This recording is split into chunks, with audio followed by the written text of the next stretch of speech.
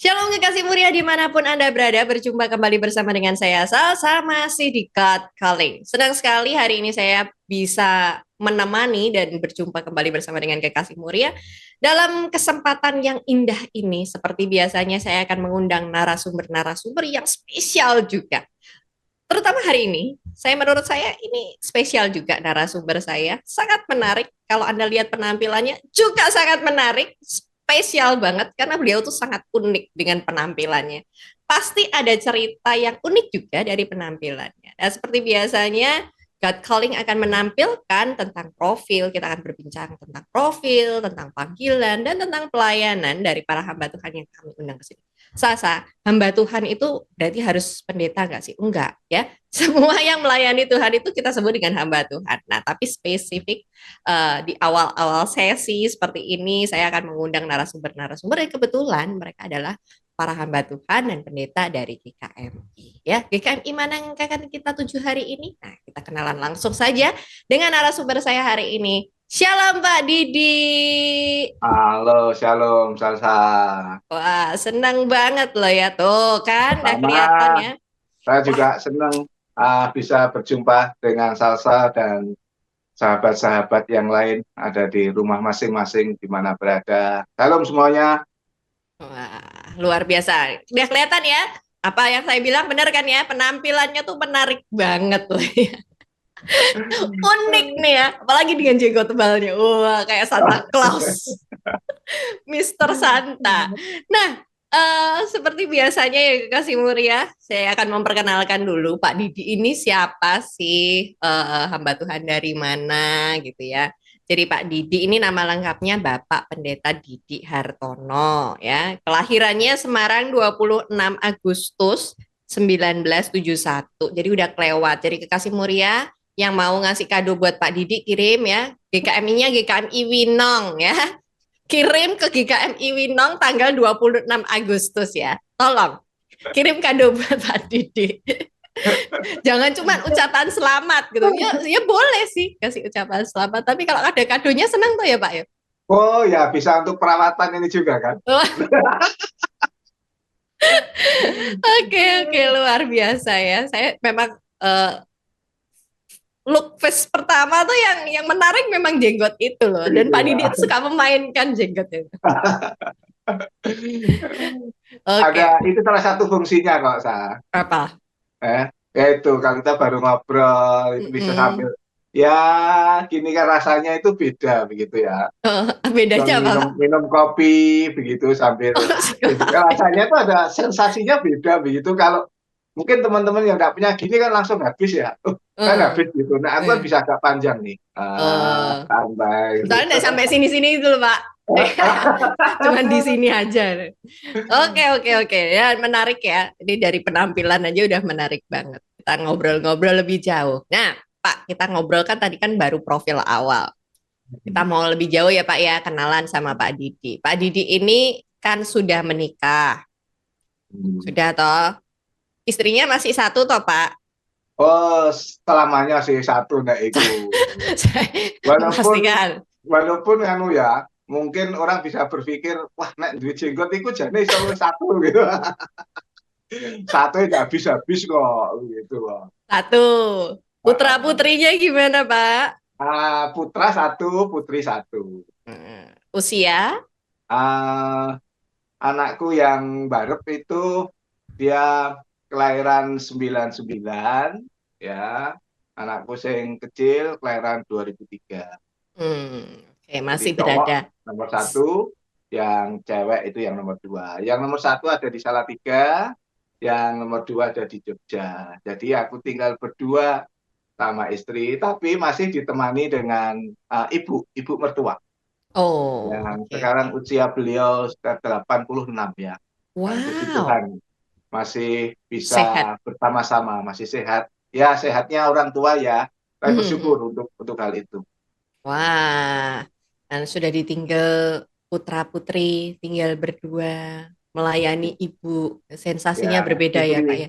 diberi kesempatan untuk merawat orang tua lah ya. Bersyukur Mhm, untuk itu. mhm, mhm. Karena kisah tentang merawat orang tua ini, saya bilang gampang-gampang susah. Hmm.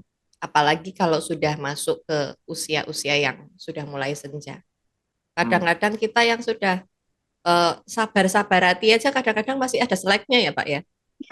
Ya, betul. Pendito ya ngono kok ya, sak Iya, sabar-sabar pendito kadang juga ada iya, ya tulis sana sini begitu. Tapi iya bagi karena saya ini kesempatan yang baik ya, mm, karena mm, saya sendiri uh, belum banyak punya kesempatan kemarin dengan orang tua saya. Gitu. mm, mm, Orang tua saya kan, saya asli Salatiga, mm, asli Salatiga, dan orang tua saya itu meninggal setelah saya masuk di pelayanan kan, mm. sehingga saya tidak sempat merawat secara khusus cukup banyak begitu di Salatiga. Kakak-kakak saya yang punya kesempatan itu.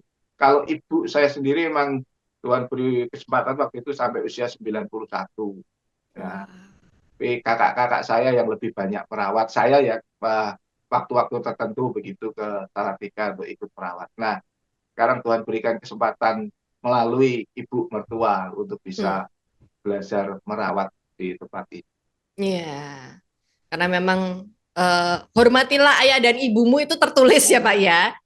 Dan kadang-kadang kita mengabdi dalam dalam hal merawat orang tua itu kan ya itu seperti tadi yang saya sampaikan.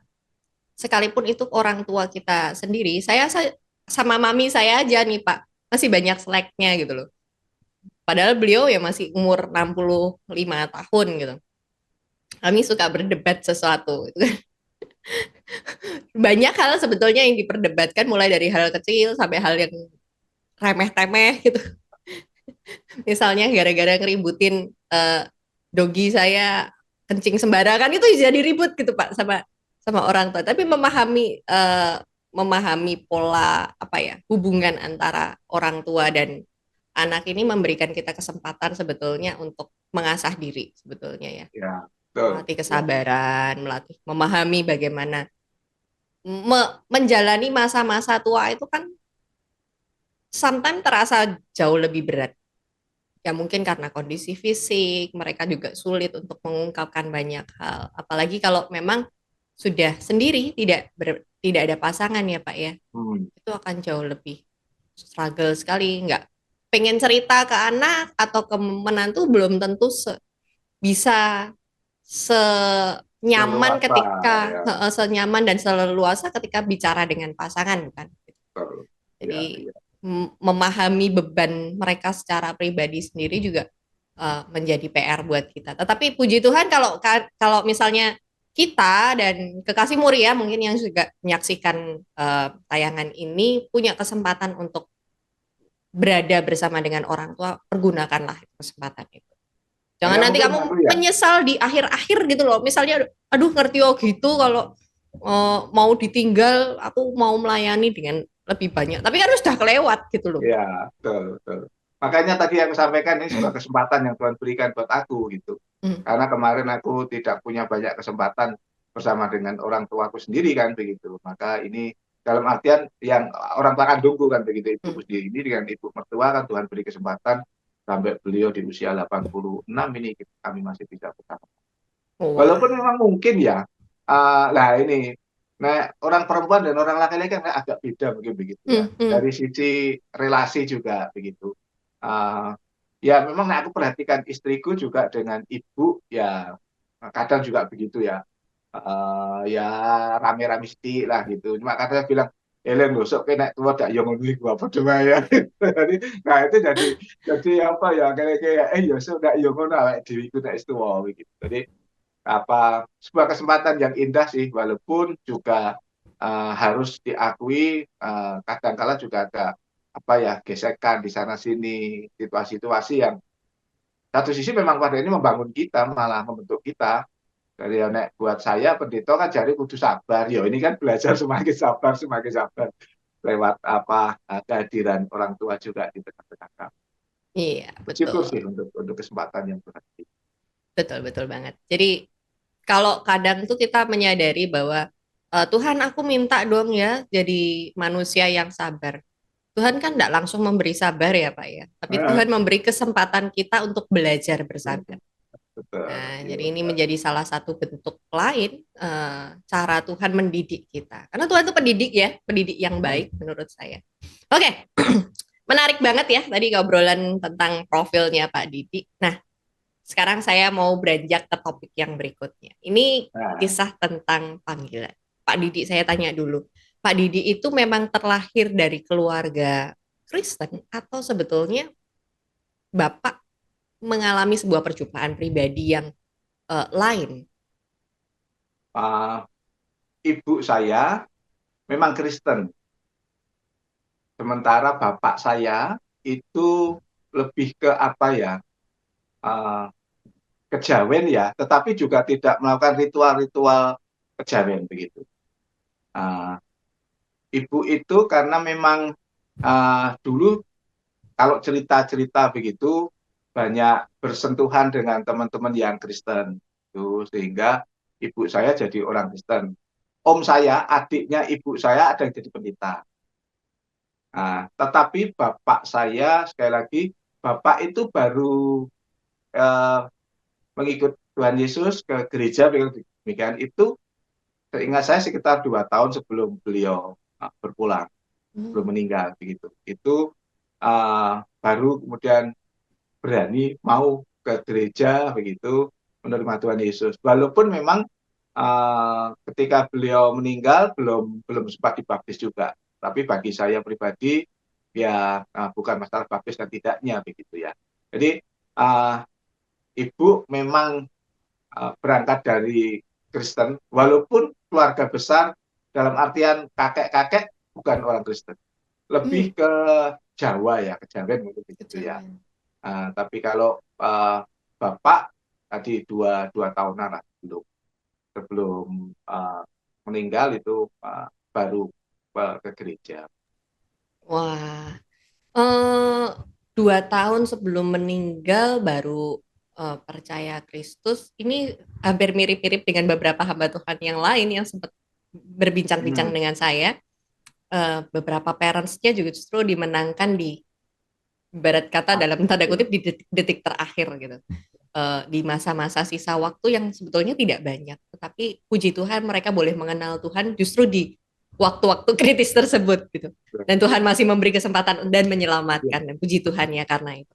Nah, eh, apakah sebetulnya Bapak langsung berkiblat karena kan dari dua hal yang berbeda ya dari ibu dan dari Bapak melihat dari dua orang tua yang berbeda dengan eh, pastinya ada apa ya pergumulan sendiri ya di batin anak-anaknya ketika melihat ini aku harus memilih yang mana nih gitu.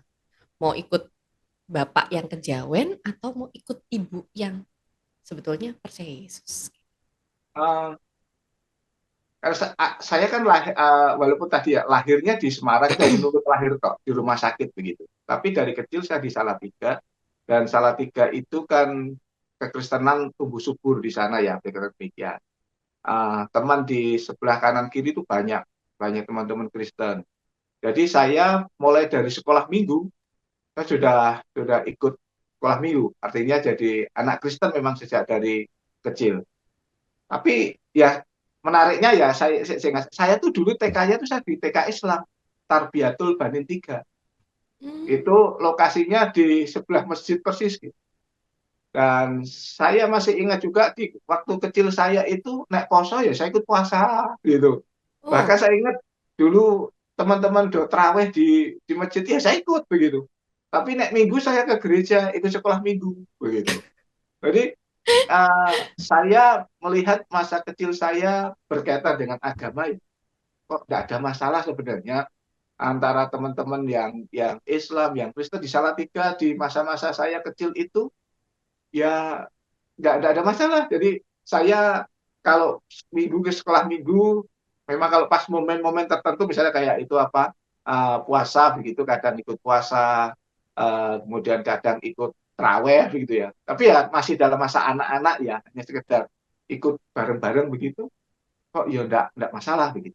Jadi eh, proses hidup saya berkaitan dengan keberagamaan di masa kecil begitu. Oleh karena juga uh, saya 8 bersaudara.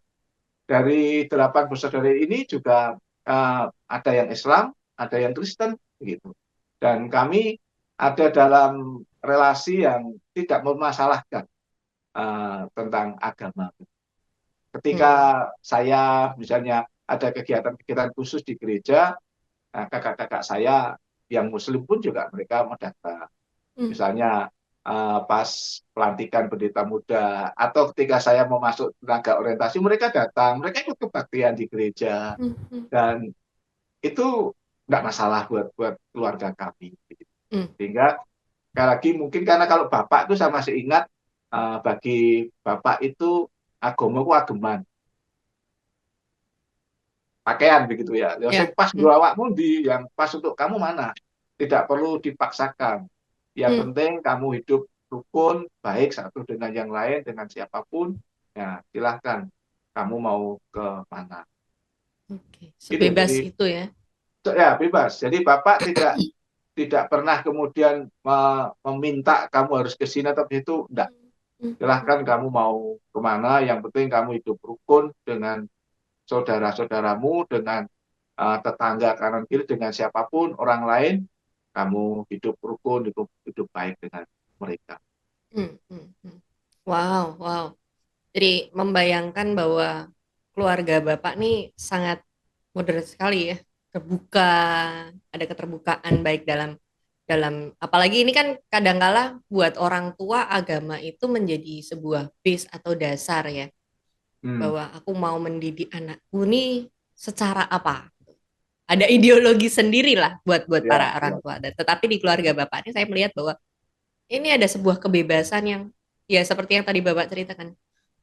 Agama itu seperti pakaian, kamu nyaman pakai yang mana hmm, gitu ya. Jadi ini ya, sebuah sebuah nilai bahwa terkadang eh, wujud dari setiap pakaian ini eh, bermacam-macam. Bentuk pakaian kan macam-macam. Tetapi kembali lagi ketika itu dipakai di kita, asalkan itu memancarkan sebuah kebaikan, iya kan? Pakaian ya, itu kan betul, untuk membuat kita menjadi tampak lebih baik gitu. Tampak betul. lebih baik dan harapannya memang betulan baik gitu kan. Ya, Nah, itu yang perlu digarisbawahi bahwa agama itu harus membawa kamu kepada sebuah kebaikan. betul, betul. Jadi Makanya tadi, apapun bentuk dan wujudnya ya Pak ya, tetapi harus membawa kamu kepada kerukunan, kebaikan, ada ya, perdamaian, kamu berdampak buat banyak orang. Wow. ya prinsip-prinsip seperti itu sih yang lebih apa ya ditekankan. Artinya dalam hal beragama sekali lagi apa ya uh, bentuk agamanya itu apa itu nggak jadi masalah begitu. Tapi bagaimana hidup keberagamaanmu itu jauh lebih lebih Hmm, penting begitu. ya. Jadi ya sampai sekarang kami kalau kumpul ngobrol gitu ya kami bicara kepada itu Hmm, dan kakak-kakak saya yang Muslim pun juga kalau bicara dengan saya ya seperti itu. Bahkan dulu misalnya ya kakak saya yang kan ada satu waktu beliau pegawai negeri, kemudian ditunjuk menjadi lurah. Ketika ada masalah begitu ya larinya ke saya, sharing-sharing dengan saya, iki piye. Kemudian ketika kalau ada masalah dengan gereja apa, tanya ke saya. hmm, hmm, Kemudian ketika dia mau apa, mau ini umroh begitu, ngobrol-ngobrol dengan saya dan kemudian dia bilang, ini maaf ya, berkaitan dengan mau naik haji begitu ya. Prinsip dia malah naik naik kangguku nganu kok.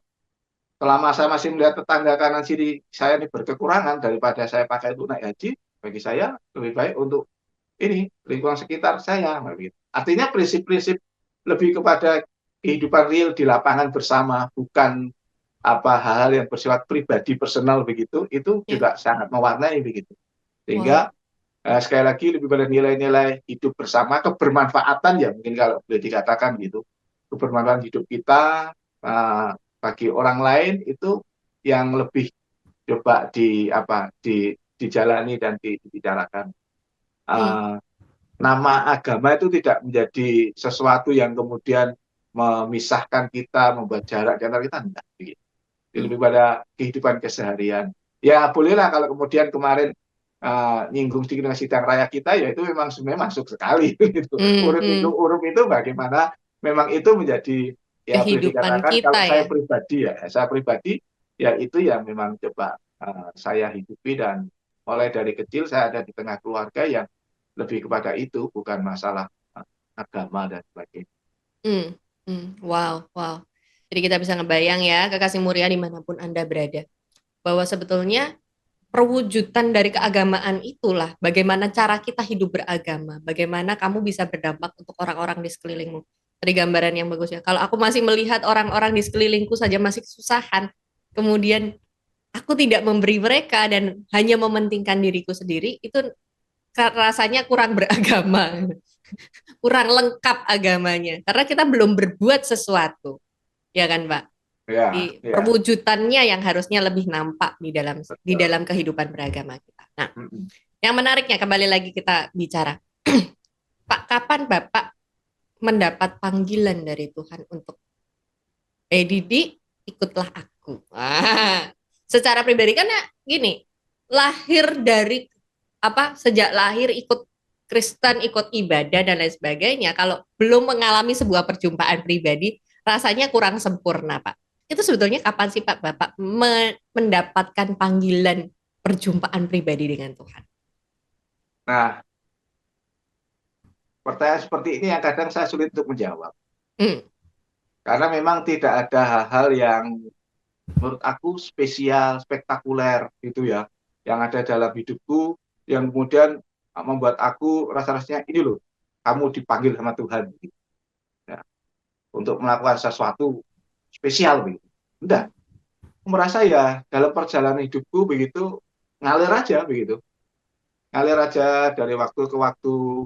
Kemudian tidak juga kemudian wah bermimpi ketemu dengan Tuhan Yesus, kemudian Hmm. disuruh ini enggak. Tidak juga karena mungkin karena sakit yang sudah begitu akut dan kemudian dipulihkan, disembuhkan, enggak juga begitu.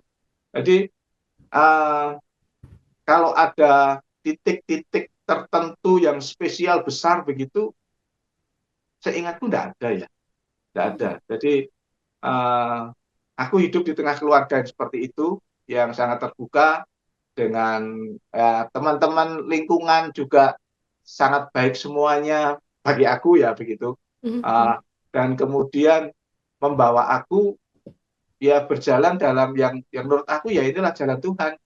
Aku jalan begitu. Hanya kalau kemudian yang dimaksud adalah kok sekarang aku jadi pendeta misalnya begitu ya. Ya, Kemudian dhisik ku ana apa begitu.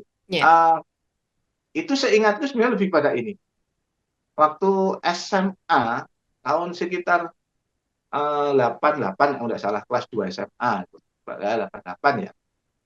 Uh, aku ikut ada camp di I3 Batu Malang bersama dengan teman-teman pemuda GKI Salatiga beberapa ya.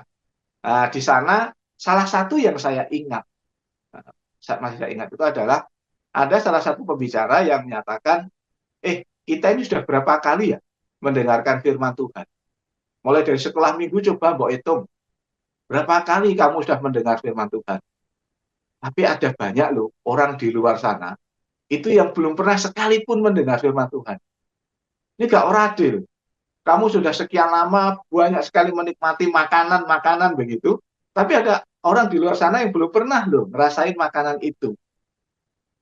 Nah, itu membuat saya ya tadi, iya, aku makan sedemikian kenyang lah, demikian ya sudah berapa kali aku mulai sekolah minggu. Seingatku ya aku sekep sih sekolah minggu, seminggu sekali aja begitu. Kayak dihitung setahun berapa kali, belum lagi nek ikut kebaktian-kebaktian yang lainnya. Tapi ada banyak orang yang ya belum pernah mendengar firman Tuhan. Tapi kemudian aku berpikir, nah kalau aku mau membagikan firman Tuhan ke orang lain, maka aku perlu memperlengkapi diriku dulu Hmm. supaya tidak ngawur lagi bagi ya begitu. Kalau memberi makanan itu makanan yang sehat pada mereka begitu. Hmm. Hmm. Nah itu yang kemudian membawa aku berpikir untuk aku masuk sekolah teologi ya. Oh. Padahal waktu itu sejujurnya aku tuh mulai dari SMP SMA itu pengennya jadi guru olahraga. Nah, karena dulu aku memang mulai dari kecil aku suka main bola. Aku ini dulu di Hmm. Salatiga sempat ikut PS Sisa. Kalau di Jepara Persijap begitu loh. Aku sempat menjadi timnya Salatiga juga begitu ya. Jadi aku pengen jadi guru olahraga. Karena bagi aku guru olahraga itu juga asik. Satu sisi aku bekerja, sisi yang lain aku olahraga. Olahraga dapat bayaran kan begitu loh. Jadi, wah ini olahraga nih enak nih. Aku pengen jadi guru olahraga. Apalagi waktu itu kalau mengingat ya masa-masa apa SMA ya gitu ada cerita-cerita menarik yang bagi aku, wah ini membuat aku semakin pengen jadi guru olahraga. Jadi kadang itu kan kalau tak lihat dulu ya, guru olahragaku tuh nakal. Nakalnya gini maksudnya. Anak-anak yang laki-laki, ayo ke lapangan ya. Sepak bola kan seneng. Tapi kamu yang perempuan, ayo kita senam. Waduh, ini kita yang laki-laki Oh, tidak ke lapangan nih kita ini gitu ya. Jindik bayo, udah apa iki gurune gitu. Waduh enak ya. Jadi guru olahraga ku ngono ya. Sing lanang diculke kon babal, wah sing wedok iki dijak senam. Wah enak ya kan gitu. Nah, itu mempengaruhi aku. Ya enak oh, kita di dulu sekolah jadi guru olahraga gitu ya. Terus sing ada lanang gak seneng olahraga aku motivasinya mbek sing wedok ternyata gitu lah. ya. Ya, Oh, di pikiran-pikiran anak muda kan begitu kan menyenangkan nih begitu kan. Wah, hmm, itu sampai aku sempat waktu itu sudah sempat mau mau ke SGO, sekolah guru olahraga ya waktu itu. Aku sudah mendaftar di Jogja waktu itu. Nah, ya kalau mau kemudian dimaknai sebagai cara Tuhan nangkep aku masuk teologi gitu ya, hmm, mungkin karena itu. Jadi aku daftarnya itu kan SMP mau ke SMA ya, gitu kan. hmm, hmm. SGO itu kan tingkat SMA. Jadi aku ketika daftar SGO itu ternyata sudah itu tinggal 2 hari terakhir. Dari Salatiga ke Jogja diantar bapak saya ke sana mau daftar. Nah, ternyata waktu itu tidak terpikir dengan baik bahwa Salatiga dan Jogja itu sudah beda provinsi. Salatiga kan Jawa Tengah, Jogja itu kan Hmm. sendiri, sehingga untuk daftar kalau lintas provinsi harus ada surat dari Dinas Pendidikan. Nah, untuk Oh, ngurus surat itu kan butuh waktu, balik dulu ke Salatiga dan sebagainya, sehingga tidak cukup waktu untuk daftar. Ya sudah, akhirnya aku masuk SMA.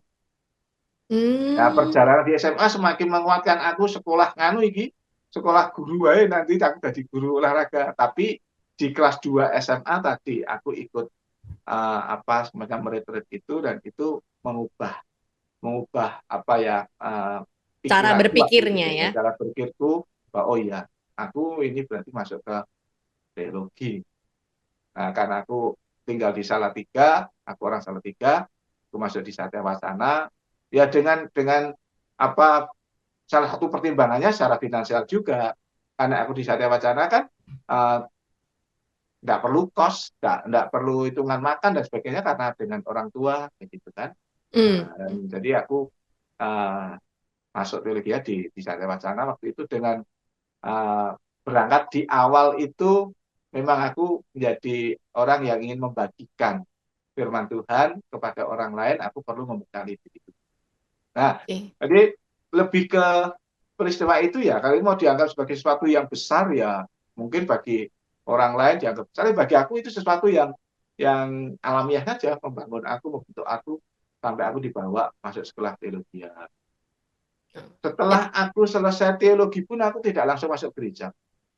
hmm, Jadi aku ini dulu ketika SD sampai SMP SMA, aku sekolahnya itu dibantu oleh dulu dikenal dengan Prokeska. hmm, Ada proyek kesejahteraan keluarga dan anak itu ya, kerjasama ya, dengan World Vision itu WPI itu. Jadi aku itu anak binaan dari kecil sampai aku SMA. hmm, Nah, ketika aku lulus kuliah, kebetulan GKMI Salatiga punya Prokeska dan Pimpronya itu uh, pas kosong, jabatan Pimpro itu kosong. hmm, hmm. Sehingga aku merasa ya karena aku sudah dibantu gitu ya, maka ya seberapa aku masih bisa lah membantu, membantu. Aku masuk di situ selama 2 tahun aku di yayasan sosial itu. Oke. Um, Jadi berawalnya justru setelah selesai dari belajar teologi ya, melayani dulu, tetapi memang bukan sebagai hamba Tuhan penuh waktu ya. Justru betul. malah di yayasan itu selama 2 tahun dan itu masih ada di bawah GKMI Salatiga. GKMI Salatiga, GKMI Salatiga. Jadi, Itu memang yayasan punyanya GKMI Salatiga. oh gitu. Jadi Jadi saya awal itu malah mulanya justru dari GKMI Salatiga dulu ya Pak ya? Tempat jadi Bapak bertumbuh dulu itu kan di situ. betul GKMI Salatiga membentuk saya ya menjadi seperti sekarang ini. Waktu itu Pak Yesaya Abdi ya yang mengembalakan kami dan di masa-masa angkatan saya ini beberapa teman-teman itu jadi pendeta. Hmm. Saya, Pak Pendeta Wahyu, di Merangkongan, Pak Samuel Sriwidayat, Semarang Cabang Margorejo, ya. Kemudian almarhum dulu Pak Cornelius Suratman yang di Pecangaan ya. Mhm. Itu kami sama-sama dari Salatiga. Sekarang ada Pak Surtiono, ya. Beberapa teman ada di sana bertumbuh bersama. Di game Salatiga sangat sangat membentuk saya secara pribadi dalam dalam banyak hal begitu. Wah, jadi berawal dari GKMI Salatiga ya. Dan Hmm. ketemunya lagi-lagi dengan Pak Yesaya Abdi. Ya, ya. Dan Jadi kelihatannya banyak hamba-hamba Tuhan dari GKMI ini yang justru terinspirasi dari Pak Yesaya Abdi dan bagaimana beliau tuh sangat memuridkan ya anak-anaknya ini ya. ya, Wah, ya. ya dari perjalanan itu Pak, setelah 2 tahun di yayasan, apakah Bapak terus langsung mendapatkan kesempatan untuk melayani di Winong atau ada tempat lain sebelum menuju ke Winong? Ya. Jadi sebenarnya saya ketika stase ya, stase apa praktek jemaat ketika masih kuliah, saya itu prakteknya itu di GKMI Immanuel Oh, di Payung, Jakarta sana. Itu tahun ya, ya. 94 saya masih ingat. Saya praktek di sana. Sepulang dari praktek itu sebenarnya saya diminta oleh majelis sana dan hamba Tuhan yang ada di sana karena waktu itu hamba Tuhannya sudah mau emeritus tahun Hmm. depannya. Mereka bilang, Mas Didi, nanti nek lulus ke sini aja ya. Hmm. Uh, saya merasa dari praktek 3 bulan itu dengan 3-4 bulan dengan gereja dengan apa pelayan-pelayan internal tidak ada masalah. Tapi saya merasa bermasalah dengan diri saya sendiri ketika saya itu ada di kota besar. Oh, Saya merasa saya orang desa, orang kampung yang oh ya, Howone Jakarta itu buat saya kita bukan bukan saya begitu loh. nggak Jadi saya kok ora iso. sefrekuensi sama anginnya ya. Kok kita ora iso hidup di kota besar ini. Sementara prinsip saya di mana saya melayani saya harus bisa menikmati pelayanan saya. Hmm. Artinya pelayanan itu sesuatu yang harus saya nikmati. Tidak sekedar sebagai sebuah pekerjaan untuk menyenangkan pihak lain begitu, tapi saya pun harus menikmatinya gitu. Sehingga waktu itu tadi saya menyatakan wah hendaklah dengan Jakarta itu dan ada juga sebenarnya gereja lain yang sempat meminta saya. Tetapi tadi karena saya melihat bahwa yayasan ini membutuhkan tenaga dan saya itu dulu sekian lama dibantu oleh yayasan ini, maka tidak ada salahnya kalau saya ya setidaknya lah uh, menjadi orang yang gantian ikut membantu dengan diri saya menyediakan ikut terlibat di situ. Jadi saya jadi pimpro, tapi staf saya itu pembimbing-pembimbing saya dulu. Nah, tapi dibayangin, Oh, saya dulu kan dibimbing oleh mereka, beliau-beliau ini. Tapi sekarang setelah saya lulus kuliah, saya jadi pimpro. Ada 5 staf orang waktu itu, mereka itu pembimbing-pembimbing saya waktu saya kecil. Sekarang jadi hmm. staf saya begitu. Nah, bagi mereka sih mereka bilang, wah ini kebanggaan mas bagi kami anak-anak didik kami sekarang malah menjadi pimpinan kami Pemimpin. kadang-kadang begitu. Nah, tapi bagi saya pribadi waktu itu ya sebuah tantangan juga kan begitu ya. Tapi lebih dasarnya kepada karena saya itu dulu sudah pernah dibantu, maka ini kesempatan bagi saya untuk ya bales lah begitu ya. Hmm. Hmm. Gantian saya harus bersedia untuk membantu. Jadi selama 2 tahun dan berhentinya itu memang karena waktu itu proyek-proyek sosial WVI itu dialihkan ke Indonesia Timur gitu. Sehingga yayasan ini harus putuskan begitu dengan BVI-nya. Kemudian staf memang satu persatu harus selesai begitu. Walaupun yayasan ini bukan berarti kemudian habis di GKMI Salatiga karena begitu selesai dengan BVI dilanjutkan oleh GKMI Salatiga secara mandiri walaupun tidak sebesar ketika masih bersama dengan BVI. Nah, baru setelah itu 2 tahun mulai Juni atau Juli 2097 itu saya masuk pelayanan dan saya melayaninya di GKMI Blora cabang Jatirogo. Oh, di Blora dulu. Blora cabangnya Jatirogo. Oke, Jatirogo oke. itu secara geografis sudah masuk Tuban, Jawa Timur, Tuban Oke. Barat. Dari Jatirogo itu sekitar 35 kilo lewat Oh, tengah-tengah hutan begitu. Ya, wah. jadi Jatirogo ini sudah masuk Tuban Barat, sementara Blora itu kan Jawa Tengah ya, Jawa Tengah Hmm, dan hmm. Bali.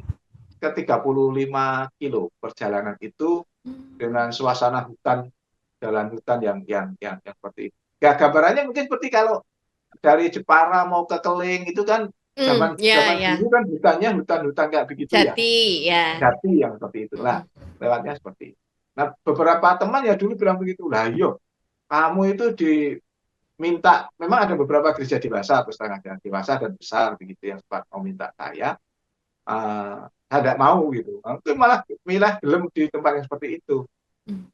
Nah, tapi bagi saya pribadi, katanya saya melihatnya kan ya memang tadi ya, mungkin karena saya ini orang orang kampung, di kota aja tidak mau, dan saya berpikirnya melayani itu juga seperti kalau orang naik anak tangga gitu. Mm. Satu satu truk begitu. Nah, saya memaknainya tadi lah kalau di yayasan itu Tuhan percayakan saya memimpin 5 orang staf begitu ya. Mm. Kemudian saya di Jatirogo itu waktu itu sekitar 15-20 orang lah. Oh, Jadi bagi saya ini terapi yang kedua bagi saya begitu loh. mm. Bahwa Tuhan Naik memberikan kelas ya, Pak ya? untuk naik kelas begitu kan. Dari Mm. 5 orang sekarang jadi 15-20 orang. Nah, saya ada di sana 6 tahun ya berarti ya. Oh, Nah, enam lama ya, tahun Pak ada ya? di sana ya.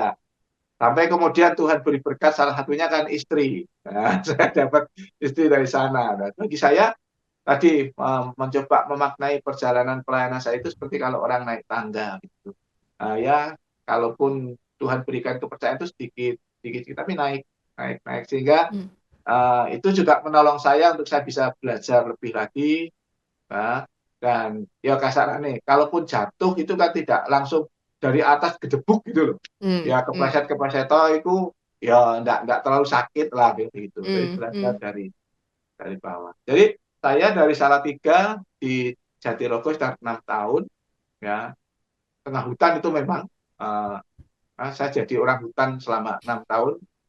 Apalagi istri saya itu bidan desa, Oh, dan waktu itu penempatannya persis ya orang namanya daerah Sendang Rejo itu Jambi Telu. Itu itu pertemuan antara Blora, Tuban dan Rembang, tengah hutan. Nah, itu memang ya jadi orang hutan benar kami waktu itu selama 6 kalau saya 6 tahun, kalau istri saya di situ 11 tahun ya di desa itu, wah, di tengah hutan wah. itu. Tuhan mempertemukan jodoh Bapak di tengah hutan. Betul, iya.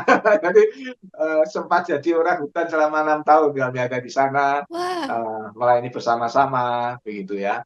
Dan ya rasanya itu juga jawaban Tuhan bagi saya ya, bahwa Mm. saya juga sempat membayangkan wah ini ki yo duwe bojo punya istri, nek dhek kan sing nyontek gitu, aku sing ndongake kayak gitu. Jadi rasanya menjadi sesuatu yang dan kalau di desa bidan desa itu kan ya seperti itu ya, memang dengan masyarakat dengan lingkungan itu kita ada Ya, bersama ya. langsung dengan mereka. Jadi enam Semua-semua tahun saya sakitnya carinya bidan desa ya, Pak ya? iya sakit apapun itu bukan hanya melahirkan ya. Jadi uh, sakit apapun, maaf ini luka-luka kena misalnya benda tajam, kena paku, kena apapun, kena bendo ya, kena Mm. peso, kena apa kan, oh larinya ke bidan Bidan ya. begitu Mm-mm. ya. Jadi pengalaman juga ya. Jadi bagi saya Tuhan melengkapi saya 2 tahun di lembaga di yayasan sosial. Tuhan melengkapi saya bersama dengan lingkungan masyarakat di desa di tengah hutan seperti itu 6 tahun. Nah, baru kemudian Tuhan bawa saya ke Winong ini, gitu. Mm. Jadi, nah tadi kalau memaknai sebagai sebuah perjalanan naik anak tangga, ya ini anak tangga menurut saya. Ya, ya. Karena di Salatiga 5 orang, di Jatirogo 15 saya tinggal kemudian sekitar 30-40 orang lah kali. Hmm, hmm. Saya masuk di Winong ini ya sekitar 40-an, 50 begitu kan naik dikit Hmm, nih. ya, Um, ya, ya, ya. Sekarang ada di sekitar ya 70, 80 begitu. Artinya saya mencoba maknainya dari sisi anu ya, apa jumlah ya seperti Hmm, itu. hmm, hmm. Tapi dari sisi maaf ini mungkin dampak ya saya juga melihatnya jadi semakin luas lagi begitu kan. Ya, ya, ya. Uh, Dampak dampak dalam artian tadi apa yang kita kerjakan, apa yang kita lakukan ya kalau dulu di Salatiga lebih ke anak-anak binaan, kemudian di Jatirogo selain dengan jemaat tentu juga dengan masyarakat sekitar gitu Hmm, kan. hmm, Ketika di Winong kemudian saya merasa sekarang rasa-rasanya tidak hanya untuk lingkungan RT, RW dan desa, tidak hanya kabupaten, tetapi Winong menjadi berkat bagi kami berharap sih bagi bangsa saudara begitu kan dengan hmm, hmm, tadi yang sempat disinggung dengan lokasi kami yang memang berhadapan dengan masjid seperti ini. hmm. Jadi Wah, wah.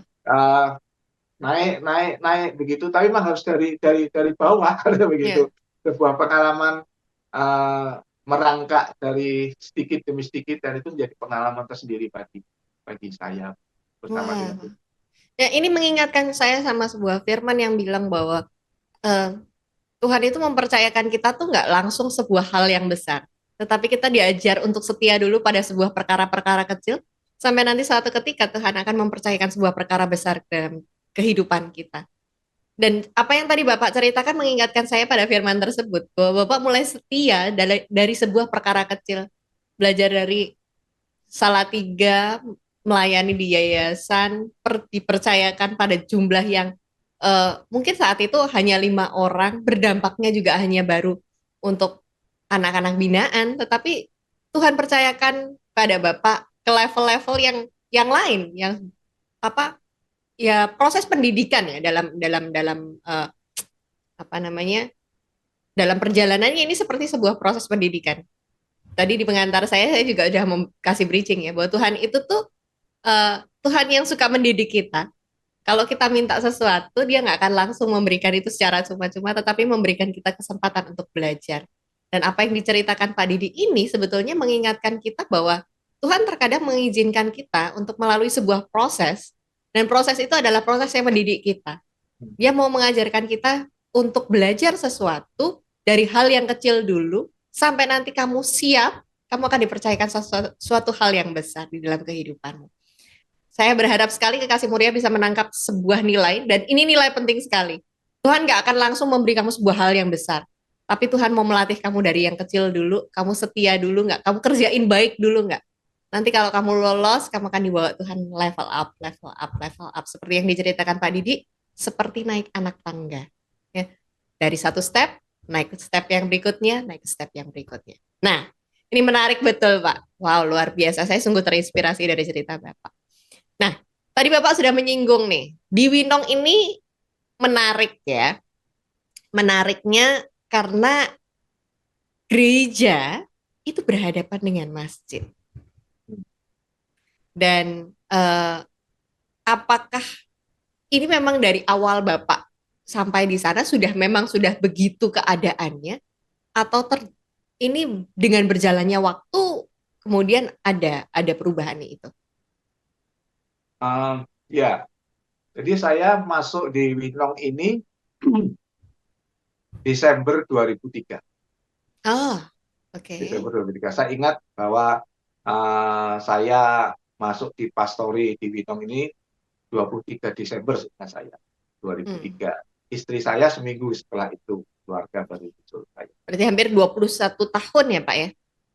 Ya, Oke. Desember besok ya, Mm, 21 mm, tahun. mm, mm. Dan itu usia anak saya yang kecil, karena waktu itu dia usia 3 bulan. Kami bawa ke sini Hmm. kan. Dia lahir September, kami bawa sini. Jadi itu mengingatkan terus perjalanan. Saya masuk di Winong ini, masjid sudah ada, tetapi masih kecil. Jadi Oh, uh, depan gereja ini dulu itu kan kompleks sekolahan itu, SMP Bob Kri.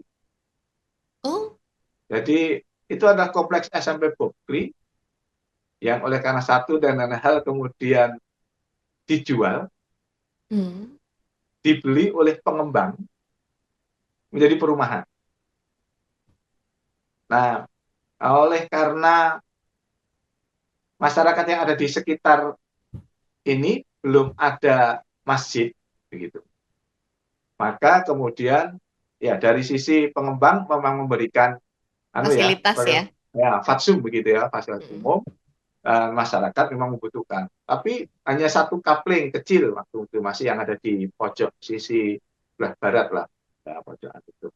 Saya datang itu sudah ada, masih dalam proses apa ya, uh, sudah dibangun tapi masih sangat sederhana sekali. Karena pembangunannya di sekitar tahun 2002, berarti kan baru 1 tahunan. Ya. Dan saya masuk di sini dengan kondisi yang sudah demikian, ada mereka. Nah, ya jujur saja di awal-awal itu menjadi sebuah tantangan tersendiri bagi saya, begitu ya, Hmm. bahwa gereja itu ada depan dengan masjid. Kami itu kalau ibadah sore waktu itu, jadi kebaktiannya itu jam 4:30. Wah, deket-deket azan nih. Nah, kita belum selesai kebaktian sudah azan. Dan Uh, yang namanya masjid pasti kan pakai pengeras Wah, suara. ya. Nah, itu menjadi tantangan sendiri. Kemudian bagaimana ya caranya ini? Ya, saya kira semua rekan-rekan hamba Tuhan ketika memasuki tempat yang baru itu pasti akan melihat dulu, tidak berani langsung merubah ini, merubah itu kan begitu kan. Hmm, hmm, hmm. Saya demikian juga. Walaupun mungkin bisa oleh sebagian orang dianggap lambat dan sebagainya, tapi bagi saya perlu melihat dulu seperti itu. Baru 1-2 tahun kemudian ditawarkan, yuk gimana kalau dirubah pagi? Tapi jemaat banyak mata tidak bisa karena kalau pagi itu buka buka warung gitu. Hmm. Nah, gimana? Ya wes lah, kita ajukan ya jam 4, nggak boleh jam 4 sore, harusnya 4:30 jam 4. Kalau saya sendiri yang khotbah, yang layani ya 5:30 sudah selesai sebelum adzan. Tapi kadang kan tamu dan sebagainya gitu ya, khotbahnya Mereka lebih panjang. overtime ya. Nah, jadi ini juga. Nah, terus piye? Untuk merubah itu memang perlahan. Saya tidak tahu sekali lagi orang bisa melihatnya saya sebagai orang yang apa ya, lambat atau apa, tapi bagi saya memang saya ingin merubah pun dengan perlahan, harus pelan-pelan gitu ya. Kemudian uh, kami berubahnya itu kalau setiap ada hari-hari besar itu kita buat pagi. Hmm. Jadi misalnya ibadah Natal, kemudian Jumat Agung, kemudian Paskah itu kita pagi. Dan jemaat bilang, enak ya jebule nek pagi ya seger. Tapi ayo kita ganti pagi. Wah ya jangan. Ya, tadi masih ada pro kontra gitu. Sehingga Hmm. kami itu sampai pada titik, oke deh, minggu ganjil kita pagi, minggu genep kita sore.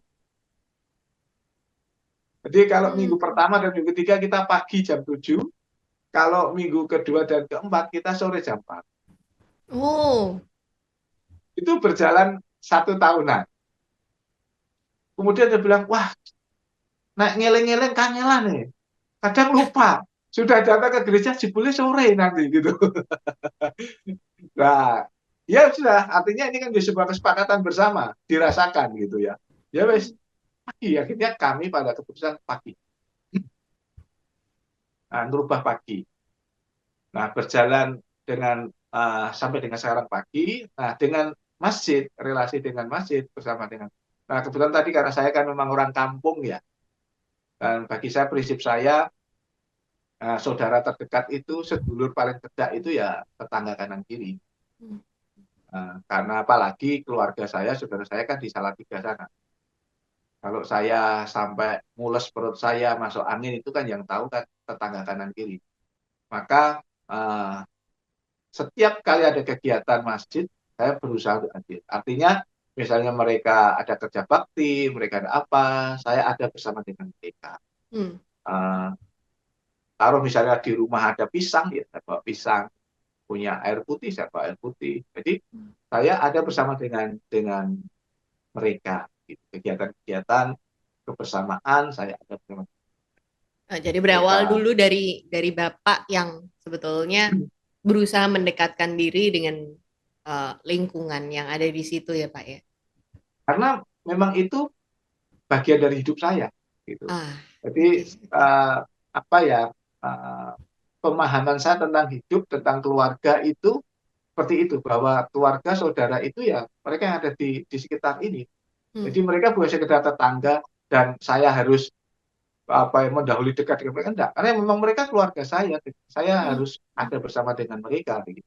oke. Jadi uh, itu yang membuat saya baik ketika saya di Blora bersama dengan istri itu ya, artinya di tempat di mana kami ada di Jatirogo dan sebagainya ya, sedulur yang paling dekat kan ya lingkungan masyarakat, maka ya Hmm, hmm, berdekat hidup sama dengan masyarakat, bukan semata-mata karena ini gereja dan masjid, enggak gitu, tapi karena memang kita sebuah keluarga besar gitu ya, hmm, ada di hmm, dalamnya masuk, dan itu ternyata buat masyarakat menjadi nilai plus kan begitu. hmm, Oh hmm. iya, nah, ya masyarakat itu saya ke sini masih pendeta muda, tapi bagi mereka kan tidak mengenal orientasi pendeta muda dan pendeta. Iya, Pak iya. Pendito kan gitu tak Iya, kenalnya gitu. langsung Oh aja ini Pak sebut Pak Pendito. Pendeta ya. Nah, Hmm, ini Pak Penditone seneng iki apa, kumpul guyub rukun, nah, sambatan orang bilang kan begitu. Kalau ada hmm, kerja hmm, bakti dan sebagainya kelihatan terus ikut terus. Nah itu menjadi nilai plus. Jadi relasi menjadi terbangun sangat-sangat sangat baik sangat-sangat begitu. cair ya Pak ya dengan Cair masyarakat sekali. sekitar. Dan kumpulnya tuh tidak hanya kalau pas ada waktu begitu. Mereka itu kan ada juga kita menyebutnya koster ya, Hmm, koster gereja. Mereka kan ada marbotnya. Dan yang bersih-bersih itu tidak hanya marbot di apa masjid. Ya hampir setiap hari juga saya ada bersama dengan mereka, ngobrol dengan mereka, jagongan dengan mereka. Nah itu menjadi sekali lagi relasinya bukan karena sekedar relasi ini gereja dan masjid, tapi relasinya ini bukannya juga sekedar masyarakat, tapi sebagai sebuah keluarga gitu yang memang harus jadi sedulur. Gitu. hmm, hmm, hmm. Jadi yang konsep hidup yang dibangun seduluran. Oke, oke. Dan masjid pun kan kemudian dulu dari kecil dan mereka renovasi. Sorry. Renovasi pun ya, kayak lagi seberapa saya bisa ikut terlibat ya saya ikut masuk di dalamnya, gitu. Bersama-sama sudah tidak lagi Hmm, bedakan, oh ini wong Kristen pendito, itu kan sing duwe gawe kasar sing hmm, masjid, hmm. ya enggak, kita berbaur bersama dengan mereka. Apakah itu juga akhirnya spirit yang Bapak jalani ini kan saya melihat bahwa ini berawal dari ya itulah Bapak gitu punya apa ya didikan, ajaran dan pemahaman bahwa keluarga kita yang paling dekat ya orang-orang yang ada di sekeliling kita, di sekeliling Hmm. rumah kita, ya tetangga-tetangga kita. Kalau kita sekarang bertetangga dengan masjid ya itulah saudara kita gitu. Apakah itu juga yang Bapak tularkan ke jemaat? Nah, karena saya ingin menularkan ke jemaat, maka saya harus memulainya dari diri saya sendiri. Hmm, oke. Dan Dan pada itu, akhirnya bahkan sebenarnya walaupun saya tidak secara verbal ngomong, mhm, mereka lihat saya gitu. oke. Tuh, Pak Didi kok mbek kanca-kanca kono kok ngene ya. Jadi uh, tanpa saya berkata-kata ayo gitu pun mereka sudah melihat saya. Hmm, Baru kemudian saya bilang, ayo yuk bareng-bareng begitu. Nah, itu menjadi lebih efektif. oke. Jadi kalau saya hanya bilang, ayo kamu harus terlibat dengan masyarakat, kamu harus hidup bersama dengan mereka. Tapi saya sendiri ternyata hanya diam di gereja, tidak mau kumpul Hmm, dengan mereka. hmm, hmm, Ya, ya itu orang kata gajah kan gajah di belangkoni, you know, ya. hmm, Bisa ya. prosper ada melakoni kan begitu. No?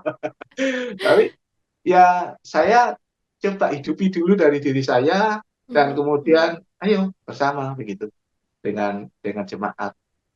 Dan hmm, bahkan kan kemudian yang melihat tidak hanya jemaat, tapi juga masyarakat. Mereka hmm, pun juga kemudian kan melihat saya begitu. Pak Didi kok ngono ya? Dan itu juga membangun hidup mereka menjadi memiliki konsep yang seperti yang saya miliki begitu. hmm, hmm, Bahwa hmm. gereja pun itu juga bagian dari mereka. Ya, ya. Nah, itu kan menjadi sesuatu yang menurut saya apa ya? Hidup ini jadi indah, hidup ini jadi nyaman, rasa-rasanya bisa dinikmati tadi ya. Ya. Kalau pelayanan itu bisa dinikmati, ya ini dinikmati. Hidup itu dinikmati di tengah keberagaman perbedaan ya nikmati aja begitu. Dimulai dari kita dan itu pada akhirnya tertular atau bisa menular membawa Hmm, berdampak kepada hmm. yang lainnya bersama dengan kita. Jadi Wah, semakin ke sini saya merasa kemudian ya kok menjadi semakin menguatkan saya rasanya ini panggilan ya secara spesifik yang Tuhan percayakan kepada Winong sebagai sebuah gereja dan saya sebagai pribadi saya merasa oh ini kok panggilannya rasanya ke ini ya arah memang situ ya. Tuhan semakin perlengkapi dengan banyak hal yang mempertajam saya merasa ini walaupun subjektif ya begitu karena ini kan pengalaman pribadi saya dan Hmm, memaknai akan pengalaman-pengalaman itu bersama dengan hmm, Tuhan. hmm, hmm. Ya. Jadi ada banyak hal yang Tuhan tunjukkan ke saya yang membuat saya semakin percaya ini sebuah tantangan iya, tapi juga sekali sebuah peluang. Peluang di mana kita, saya pribadi, bisa melakukan sesuatu yang jauh lebih besar Hmm, hmm, dari apa yang saya bayangkan. Gitu. hmm. Oleh karena Tuhan, saya meyakini itu. Wow, wow. Kita memahami ya. Jadi bagus apa yang tadi Bapak sampaikan. Kita perlu menjadi teladan terlebih dahulu. Kalau kamu mau orang lain melakukan itu, lakukan dulu, jadilah teladan. Dicontoh nih ya. Hmm. Dicontoh nih karena jauh lebih mudah ya Pak ya. Ya. Seperti Kristus juga melakukan hal itu kepada murid-muridnya. Dia perlu melakukan dulu, show dulu, muridnya lihat, dan jadikan Kristus itu menjadi teladan bagimu. Akhirnya murid-murid melakukan sama seperti yang dilakukan oleh gurunya. Nah, apa yang tadi diceritakan Pak Didi itu mengingatkan saya juga pada cerita itu, ya, bahwa Pak Didi itu perlu melakukan itu sebagai bentuk dari identitinya. Oh ya, memang aku ya seperti ini. Nggak dibuat-buat toh ya Pak ya. Ya, ya, Apa adanya ya memang seperti itulah Pak Didi. Dan saya percaya tadi seperti yang dibilang Pak Didi juga bahwa itu adalah panggilan dan talenta yang memang Tuhan sudah tanamkan, yang Tuhan berikan. Nah, dari situ kemudian jemaat mulai melihat, masyarakat mulai melihat, maka terjadilah sebuah perubahan. Dari yang awalnya mungkin ada gap ya, tapi hmm. karena dimulai dulu dari sebuah langkah itu menunjukkan kasih kepada orang-orang yang adalah sesama kita, saudara-saudara kita juga, orang-orang di sekeliling kita, dan memahaminya bahwa kehidupan bermasyarakat ini menjadi perwujudan nyata dari cinta kasih Tuhan. Kalau kita melakukan kasih kepada orang-orang di sekeliling kita, maka kita juga menunjukkan kasih Kristus itu. Gitu. Ya, ya. Nah, saya melihat bahwa ini penting juga untuk kekasih Muria pahami bahwa kita kadang-kadang nggak perlu melakukan sebuah hal yang spektakuler luar biasa yang gimana banget gitu. Justru kita bisa melakukan kamu mau berdampak itu dimulai justru dari diri kita sendiri. Kamu mau nggak berbagi sama orang-orang di sekelilingmu? Itu dulu deh. Gitu. Kamu mau nggak memperhatikan orang-orang di sekelilingmu? Wah, kamu punya ide besar, banyak, luar biasa, megah gitu ya. Tetapi kalau kamu aja memperhatikan saudaramu, orang di sekeliling rumahmu, apalagi temen-temenmu ya yang ada di komunitasmu itu aja nggak dilakuin bagaimana kamu mau membuat sebuah hal besar. Ingat ya tadi kata kuncinya Tuhan selalu mempercayakan hal kecil dulu di dalam kehidupanmu baru nanti ketika kamu berhasil melaluinya kamu akan level up dan Tuhan percayakan hal besar di dalam kehidupanmu. Kita belajar banget dari cerita Pak Didi ini bahwa nggak ada semua yang instan ya. Dimulai dulu dari hal yang kecil dulu, belajar dulu dari hal yang kecil, nanti kamu akan dibawa dan dituntun Tuhan ke level up, naik level, naik level, naik level. Wow, luar biasa Pak. Nah, sekarang saya tanya lagi. Ini kan tadi kan akhirnya terjadi ya pembauran, percampuran ya. Dimulai dari sebuah inisiasi Bapak untuk membangun relasi yang lebih baik dengan masyarakat sekitar. Sekarang yang terjadi gimana sih Pak di apa di lingkungan Bapak ya di GKMI Winong, bagaimana eh, gereja bisa menjadi berkat buat orang-orang sekitar, begitupun orang-orang sekitar juga bisa memberkati gereja. Ya, uh, perjalanan panjang ya. Jadi orang kan kadang melihatnya, wah sekarang bagus ya, bilang gitu. Maaf ya, orang kadang Hmm. rasanya bagus ya. Gitu. Tapi kan ya tadi lihat saya ini sudah 20 tahun di sini. Ini bukan sesuatu yang instan. Ya, Proses betul. yang proses yang panjang memang lewat hidup keseharian, lewat hidup keseharian. Dan uh, tidak tidak harus tadi ya sesuatu yang spektakuler enggak, tapi lebih dibangun pada keseharian. Saya melihat semakin ke sini relasi itu hangat, semakin indah. Tadi kalau saya katakan mereka pun sudah menganggap kita sebagai saudara. Nah, GKMI Winong ini kan di tahun 2019 ya sebelum kami didewasakan, kami kan renovasi gedung gereja ya, gitu. Hmm. Renovasi gedung gereja. Beberapa hal menarik itu saya dapatkan di situ. Jadi taruh contoh misalnya, ketika kami memulai awal hari pertama apa nih duduk lemah orang gitu ya. Malam sebelumnya tuh saya mau sowan ke Pak RT, beliau Pak Haji, tapi beliaunya sedang pergi ke luar kota. Pagi harinya kami tetap mulai tukang itu duduk. Pikir saya kan mau mau menyampaikan ke Pak apa RT juga kami mulai. Nah pagi harinya agak siangan begitu ya, Pak RT telepon saya, Pak Didi, jenengan itu kok sudah mulai duduk toh Pak? Nggih, tadi malam sama sowan jenengan, jenengan pas pergi, iya Pak, aku pas lungo keluar kota ke Rembang gitu. Nah dia langsung bilang gini, Pak, aku ini kalau mau melu ngewangi sidik-sidik itu apa? Loh, ya monggo toh Mbah, kalau begitu. Dengan senang hati, tapi sidik tok loh, aku ini pensiunan. Monggo Mbah, dengan senang hati. Langsung, nggak lama, seperempat jam kemudian, beliau datang memberikan amplop pada saya. Pak Haji, kemudian saya terima dengan senang hati, saya serahkan ke panitia pembangun. Bukan Oke. masalah berapa jumlah nominalnya. Saya masih ingat waktu itu beliau memberi 500.000 pribadi. Hmm, hmm, hmm, Oh ya, bagi saya luar biasa begitu kan. ya, Uh, Inisiatif malah dari beliaunya begitu. hmm, hmm, ya, ya. Apa untuk memberikan itu. Tidak berhenti di situ. Uh, Setiap bulan ini kan ada kumpulan bapak-bapak RT. Iya. Nah, nah, waktu itu setiap bulan itu selain kita arisan, kita juga ada infak untuk masjid. Ya, infak. Nah, kebetulan waktu itu dari pihak masjid itu, takmir masjid sudah menyampaikan kepada pengurus RT, sekarang infak kita sudah tidak usah ya di RT-RT, karena sudah cukup lewat infak setiap hari Jumat. Jadi Hmm, Jumat itu kan ada kayak persembahan juga seperti hmm, kita. hmm, hmm. Sehingga yang di RT sudah nggak perlu. Nah, ketika itu diumumkan bahwa kita nggak perlu lagi ada infak RT, ada teman-teman yang malah mengusulkannya begini.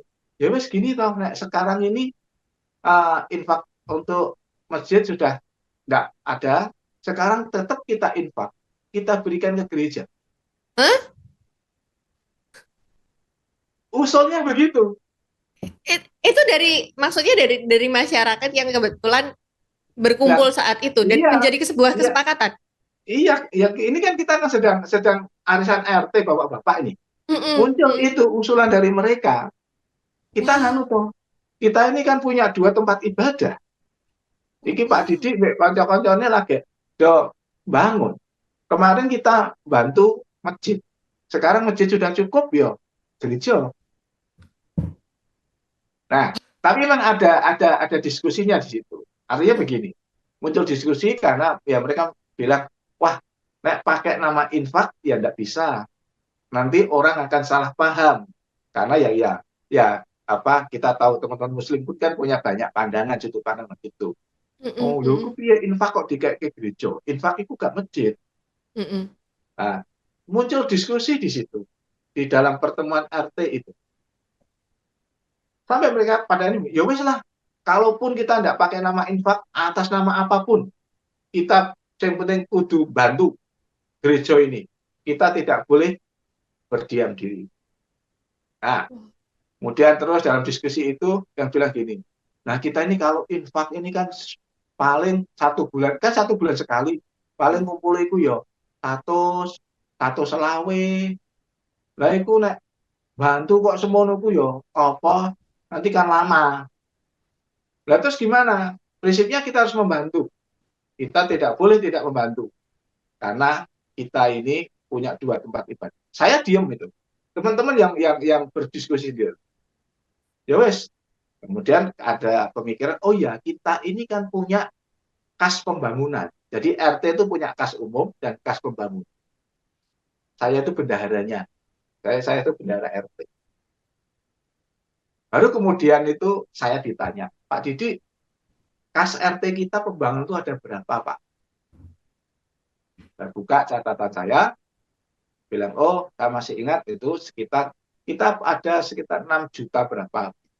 Itu kas pembangunan RT 14. Ya wes gini aja lah. Jenenge bangun kok bantune sidik-sidik 100.000 per bulan. Kita ambilkan dari kas pembangunan saja. Kita harus bantu gereja. Yuk berapa, yuk berapa. Usul orang yang segini. Akhirnya disepakati wes setidaknya 50% dari kas pembangunan kita berikan ke gereja. Wow. Baru kemudian ditanya juga, Pak Didi kalau hanya 50%, berarti 3 jutaan seberapa itu. Baru saya ngomong, saya bilang, bahwa apa sebenarnya nek masalah nominal itu tidak masalah. Yang jauh lebih berarti bagi kami, bagi saya pribadi, itu percakapan malam hari ini. Nilainya itu lebih dari nilai nominal ini, kan begitu. Ketika kita ngobrol bersama tentang gereja yang sedang mau bangun dan kemudian kita bersama bahwa Pak menganggap merasa bahwa gereja itu bagian dari kita, wah itu nilainya jauh lebih dari. Akhirnya sampai di situ dan dia deal, oke ya, saya bilang disepakati 50%. Nanti saya akan serahkan ke panitia pembangunan. Nah, itu menjadi bagian yang bagi saya momentum yang baik kan begitu. Ini saya tidak memulai percakapan, saya tidak meminta berangkat dari mereka sendiri dan percakapan-percakapan yang bagi saya surprise waktu itu sungguh begitu. Karena itu dirembuk bersama-sama orang 25, orang 30 rembuk itu. Yang Kristen itu hanya 1-2 memang boleh katakan demikian, tidak banyak. Malah dari teman-teman Muslim yang muncul ada di situ. Nah, terus itu mengemuka terus itu membuat kami menjadi semakin terbuka satu dengan yang lainnya. Jadi tidak hanya kemudian berkaitan dengan finansial, tapi juga punya kegiatan-kegiatan bersama begitu kan kita coba atur.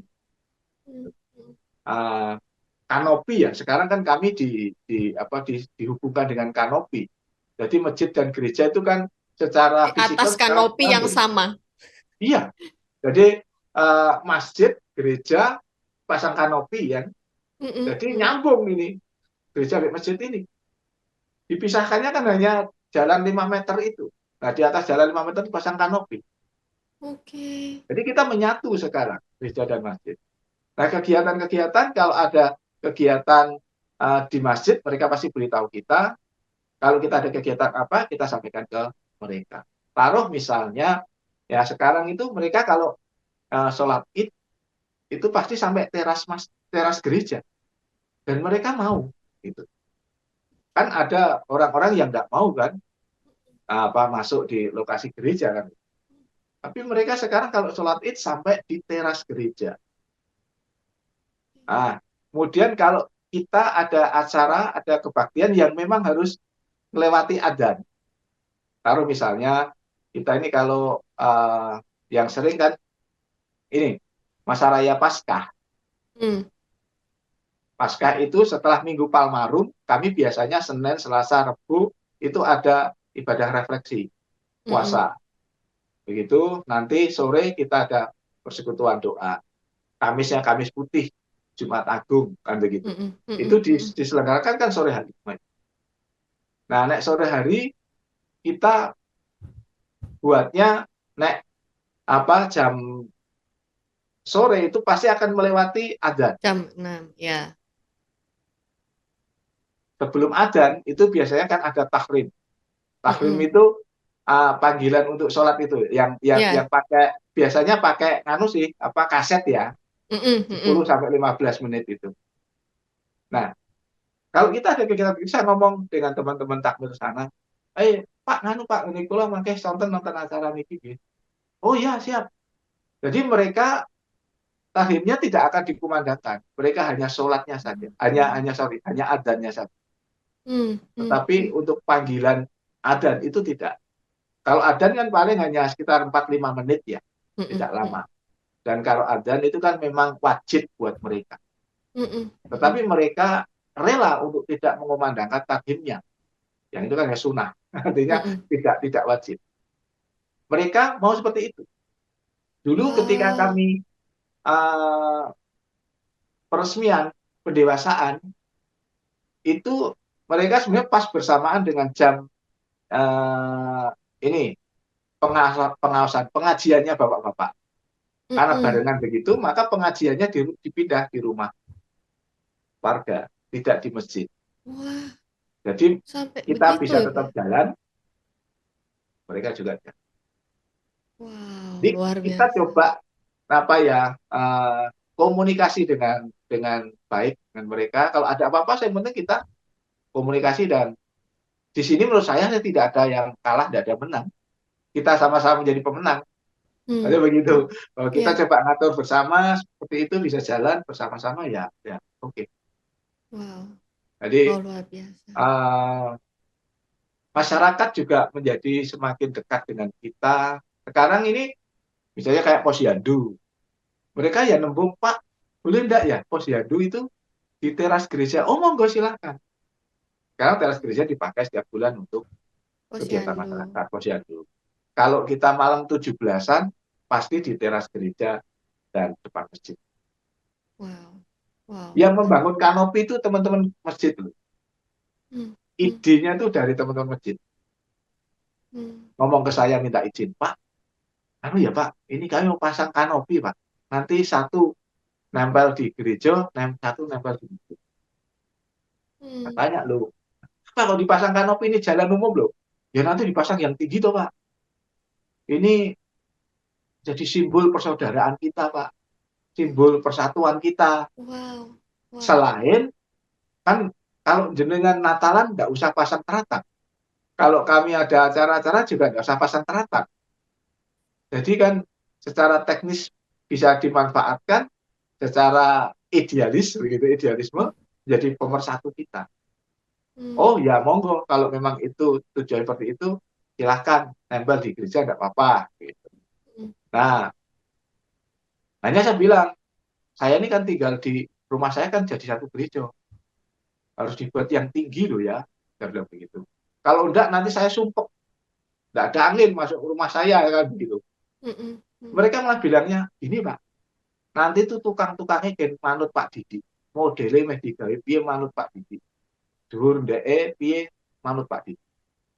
Oh, Tukangnya diajak ketemu saya, dia bilang, nanti tukang manut Pak Didi yo. Modelnya piye, miringnya piye manut Pak Didi. Yang membiayai adalah masjid. Tapi memang setelah selesai, saya mengajak pengurus waktu itu ya, pengurus tiap majelis waktu itu, yuklah kita ikutlah untuk beli-beli paku. Nah, kami ikut urunan. Terakhir tuh kemarin, ya ini mungkin bagi banyak orang, ada mungkin yang tidak sependapat dengan saya, ya ada, monggo. Ya. Jadi masjid itu ada perluasan. Mereka membeli tanah di sebelah persis karena memang itu dulunya rumah, itu miliknya uh, apa, warga yang memang kebetulan ini keturunan Arab, orang Muslim kan, ya. Nah, kemudian ketika mau dijual, dibeli oleh masjid. Kan diwartakan juga, diumumkan oleh masjid, diumumkan di RT kan. Saya secara pribadi, saya sebagai warga Winong, Desa Winong, RT 14, RW 3, ya saya ikut infak. Mm, mm, Bisa berpikir gereja pun juga perlu, karena kita adalah saudara. mm, mm, mm, Tapi saya juga ngomong dulu dengan mereka, karena bisa jadi orang nggak mau menerima dari gereja. mm, mm, Kan begitu. mm, mm, Ada orang-orang tertentu kan yang nggak mau menerima sumbangan dari orang non-muslim kan begitu. Saya bicara dengan mereka, lu monggo tuh Pak. Saya bilang, boleh enggak ya, nah dulur-dulur dari gereja ini mau ya infak lah sedikit-sedikit begitu. Monggo Pak kalau mau bantu. Saya sampaikan ke majelis, majelis setuju, kita edarkan kantong kolektor. Ya memang tidak kemudian kita edarkan kantong kolektor untuk masjid, enggak. Tapi untuk kegiatan sosial masyarakat kita. Tapi kan apa dari mulut ke mulut kan kita tahu ini memang kita akan berikan untuk. Nah mm, jujur aja GKMI Winong itu kan gereja kecil, persembahan kan ya dapatnya nggak seberapa lah begitu. Saya berpikir kalau hanya ini kok ya saru lah, dari kebutuhan sekitar 400-an juta mereka. Kemudian ya kontak beberapa teman, ya Tuhan rata-rata kasih pakai saya kan lo coba kontak si A, kontak si B lah begitu. Orang yang kira-kira memang sefrekuensi ya untuk hal seperti itu. Ya ada dukungan dari beberapa teman. Terkumpul 11 juta atau 12 juta. Kita wow. serahkan ke masjid. Mereka menerima dengan senang. Dan bagi saya ini nilai-nilai yang semakin apa ya perlu disyukuri bagi saya, keterbukaan dari kedua belah pihak untuk saling menerima, saling berbagi satu dengan lain sebagai sedulur lagi, sebagai saudara. Ya, agama tidak lagi menjadi satu sekat, satu tembok untuk kita apa mewujud nyatakan kasih itu. Memang Wow. secara internal dengan jemaat saya itu gini, di awal pelayanan saya itu saya sempat stres nih saya dengan melihat situasi yang berhadapan ini loh ya. Karena jujur orang kan mesti akan berpikir melayani di gereja cabang itu kalau ditanyakan kapan dewasa kan begitu ya. Ya. Jemaatnya tambah enggak gitu ya. Mm, mm, Tapi dengan ada produk masjid gini ini kan tidak mudah. Kanan secara personal bagi saya cukup kuat. mm, mm, Tapi kemudian saya menemukan satu titik di mana saya lebih mengajak kepada jemaat, taburlah kasih Tuhan lewat hidup. Tuaiannya kapan dan siapa yang akan menuai, itu bukan urusan kita. mm, mm, mm, Tabur kasih, lakukan firman Tuhan dalam hidup keseharianmu, mm, biarlah masyarakat melihat Kristus dalam hidupmu. Masalah nanti orang itu bertobat gereja pertama atau tidak itu nanti. mm, mm. Dan itu ternyata ya membuat dampak kita terasa di tengah masyarakat. Ya, ya. Walaupun sekali lagi ya jujur nggak ada masyarakat di sekitar belum ada yang kemudian bertobat masuk ke gereja gitu. Ya Mm, itu udah masalah. Tapi nilai-nilai Kristus itu kita coba mm. atur dalam hidup keseharian. Ya. Kan ya Paulus dikatakan Paulus yang menanam, Apolos yang menyiram. Mm, mm, Ya, yang menuai siapa? Kan tidak tahu, mm, begitu mm. kan? Ya, Bisa ya. orang lain. Nah ini boleh dikatakan mungkin ini masa saya lah masa saya menabur. Nanti ada masa yang akan menuai. Siapapun silakan. Mm, mm, Nah mm. itu ternyata menjadi bagian yang sekarang saya bersyukur makin dihidupi Ya. oleh jemaat di GKMI Winong. Sehingga walaupun mungkin sekali lagi dari sisi kuantitas jumlah tidak terlalu apa bombastis wah, tambah banyak, tetapi saya merasakan dampak yang kami berikan, bersyukurlah bisa memberikan apa ya warna di tengah-tengah Ya. masyarakat, keterbukaan untuk mereka. Bahkan tadi saya merasa yang semakin membuat saya yakin ini Tuhan perlengkapi itu, loh Tuhan tuh pertemukan saya dengan teman-teman yang tidak saya duga lagi. Mm, Teman-teman Muslim khususnya jujur aja begitu ya. mm, Dipertemukan dengan banyak teman-teman Yai ya. tokoh-tokoh Muslim di Pati yang satu satu frekuensi, dan itu membuat gerakan-gerakan yang kami coba lakukan di Winong ini jadi banyak teman, tidak sendirian. Hmm. Plus sangat bersyukur, terus sangat saya sampaikan ke Sasa dan ya sahabat-sahabat yang Tuhan itu sekarang perlengkapi kami dengan teman-teman wartawan. Hmm. Bagi saya ini berkat Tuhan. Teman wartawan kadang kalau setelah ketemu dengan saya dia bilang, Pak, terima kasih Pak ya sudah mau diwawancarai. Wow, saya juga malah terima kasih sama jenengan tuh. Ngapain Pak terima kasih sama saya? Iya, artinya apa yang kami kerjakan dampaknya kan jauh lebih luas. Tidak Ya. hanya untuk RT RW, tapi dengan jenengan menyiarkan. Saya beri kesempatan ke saya kan bilang ini Hmm. sebuah kesempatan dan kepercayaan. Makin apa yang kami lakukan itu menjadi bagian yang berharap memberi dampak lebih luas lagi. Ya. Berharap nilai-nilai Kristus yang kami hidupi, kami coba kerjakan dan lakukan, ya menginspirasi lebih banyak orang lagi. Hmm. Ya, Amin. uh, kadang teman-teman saudara-saudara dari luar kota ini bilang, anu Winong mlebu TV. Oh, masa cukup TV ini dileboni Winong ya? Hmm. Kadang ada apa yang kami lakukan diliput oleh mereka tentang toleransi. Ya kami bersyukurnya Tuhan memakai mereka, teman-teman wartawan, untuk ya memperluas apa yang kami lakukan. Bukan sekali lagi maaf, bukan semata-mata karena ini Winongnya, ini gidiknya, enggak gitu. Hmm. Tapi tadi ini sebuah kesempatan toh untuk mengabarkan Injil Tuhan, Yes. nilai-nilai itu, Hmm. dan ternyata Tuhan pelengkap. Ya, puji Ada banyak Tuhan. teman-teman wartawan sekarang kalau ada kegiatan apa, kemudian mau meliput, kalaupun tidak skala nasional, setidaknya lokal Pati, itu kan jadi berkat Hmm. bagi banyak orang. Maka tadi saya katakan tantangan, tapi sekaligus ini sebuah kesempatan Hmm. untuk bisa mewartakan. Nah tadi dampak ya mulai dari kecil-kecil tadi naik tadi saya merasa ya ini yang Tuhan percayakan kepada saya pribadi, terlebih dari itu buat diri saya di tempat ini. Wow, luar biasa. Semakin meluas berharapnya seperti itu. Wow, wow, Uh, wow. Tuhan itu sekarang beri kesempatan dan kepercayaan saya. Saya sekarang di, dilibatkan di FKUB, mewakili yang Kristen. Nah, Hmm. bagi saya kan juga kesempatan. Ya. Uh, saya sering sampaikan ke teman-teman. Teman-teman kalau panggil saya lebih banyak, Pak Pendeta Ustadz sekarang. Karena ada uh, jenggotnya. iya, sering panggil saya, begitu, Yai. Ya, oke, nggak apa-apa.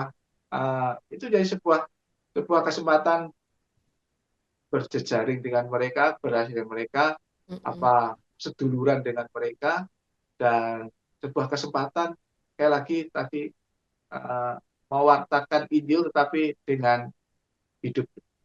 Ya. Wow. Saya bersyukur, saya itu surprise juga bagi saya ketika satu kali kami KTB, kan sekarang ada 2 jemaat yang mau jadi RT, jadi ketua RT, dan dalam kesaksian dia sampaikan, saya mau untuk ditunjuk jadi ketua RT itu karena saya lihat Pak Didi. Nah, artinya ya apa yang saya lakukan ternyata walaupun saya tidak tidak apa ya narik mereka begitu, Hmm. mereka melihat dari saya begitu. Hmm. Ya tentu masih ada banyak kekurangan ya yang saya lakukan di sana sini, kelemahan saya sini, tapi hal-hal yang saya coba kerjakan di tengah masyarakat itu kemudian dicontoh dan memberikan semangat motivasi jemaat. Hmm. Nah, itu kan, dan itu natural. Aku Ya. enggak perlu maksa-maksa mereka. Hmm. Lihatlah ya setelah sekian puluh tahun dikatakan baru mereka melihat, oh iya ya berani gitu. Ya bagi saya enggak masalah Hmm. begitu. Ya memang butuh waktu proses itu, perlahan-perlahan, tapi ya memang harus dinikmati kok, enggak apa-apa Ya, ada di situ betul. gitu. Wow, luar biasa ya. Saya berharap sekali Kekasih Muria boleh menangkap nilai. eh Banyak nilai baik, nilai penting dari apa yang saya obrolkan bersama dengan Pak Didi pada hari ini tentang bagaimana kita tuh kalau mau mencapai sesuatu tuh ya harus bertumbuh. Kamu mau melakukan hal spektakuler, berimajinasi tentang hal spektakuler, boleh. Bukan berarti nggak boleh ya. Tetapi mulailah dulu dari hal-hal kecil yang mampu, yang sanggup kamu kerjakan. Itu sebetulnya sebuah latihan pada diri sendiri untuk bisa sampai ke titik nanti target besarmu. Kalau tadi Pak Didi bercerita tentang kamu mau berdampak, itu bisa kok. Dimulai aja dari diri sendiri. Apa yang Pak Didi kerjakan, itu juga pada akhirnya setelah sekian puluh tahun, itu sebut 20 tahun, itu baru akhirnya terlihat, wow, ternyata seperti ini. Dampaknya, ternyata kita bisa berdampak buat orang-orang di sekeliling kita.